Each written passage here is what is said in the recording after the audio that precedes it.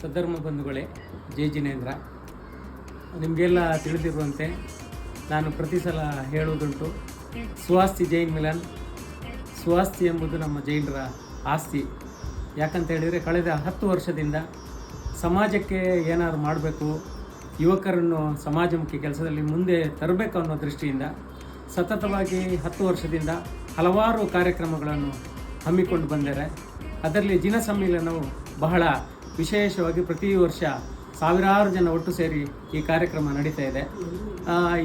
ಬರುವ ತಿಂಗಳು 16 ಮತ್ತು 17ನೇ ತಾರೀಕಿಗೆ ಸ್ವಾಸ್ತಿ ಜೈನ್ ಮಿಲನ್ ಕಡೆಯಿಂದ ಈಗ ಹೊಸ ಅಧ್ಯಕ್ಷರು ಮತ್ತು ಕಾರ್ಯದರ್ಶಿ ಪ್ರಜ್ವಲ್ ಮತ್ತು ದರ್ಶನ್, ಹಿಂದಿನ ಅಧ್ಯಕ್ಷರು ಎಲ್ಲ ಹಿರಿಯ ಪದಾಧಿಕಾರಿಗಳು ಒಟ್ಟು ಸೇರಿಕೊಂಡು ಈ ಕಾರ್ಯಕ್ರಮ ಬಹಳ ಯಶಸ್ವಿಯಾಗಿ ಮಾಡಬೇಕಂತೇಳಿ ಸಮಾಜಮುಖಿ ಕೆಲಸದಲ್ಲಿ ತೊಡಗಿದ್ದಾರೆ. ಅವರಿಗೆ ನಾವೆಲ್ಲ ಬೆನ್ನೆಲುಬಾಗಿ ಎಲ್ಲರೂ ಜೊತೆ ಸೇರೋಣ. ಹಾಗೆ 16-17ಕ್ಕೆ ನಾನು ಬರ್ತಾ ಇದ್ದೀನಿ, ನೀವು ಬನ್ನಿ. ಬ್ಯಾಡ್ಮಿಂಟನ್ ಇರ್ಬೋದು, ಚಿತ್ರಕಲೆ ಇರ್ಬೋದು, ವಾಲಿಬಾಲ್ ಇರ್ಬೋದು, ಥ್ರೋಬಾಲ್ ಇರ್ಬೋದು, ಆಶುಭಾಷಣ ಇರ್ಬೋದು, ಈ ಥರ ಹಲವಾರು ಕಾರ್ಯಕ್ರಮಗಳನ್ನು ಹಮ್ಮಿಕೊಂಡಿದ್ದಾರೆ.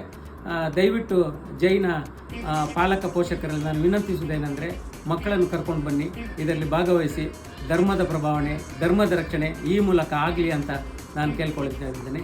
ಎಲ್ಲರಿಗೂ ಒಳ್ಳೆಯದಾಗಲಿ.